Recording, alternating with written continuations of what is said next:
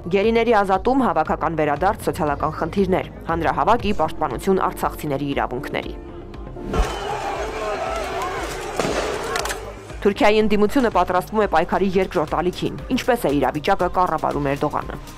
Էրդողանը դեռևս իր ձեռքում է պահում իշխանության լծակները շատ ամուր։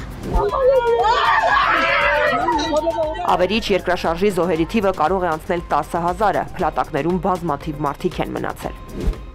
Ժամանակն է կողմնորոշվել ու բանակցել, Թրամփը վատ հետևանքներ է խոստանում Իրանին։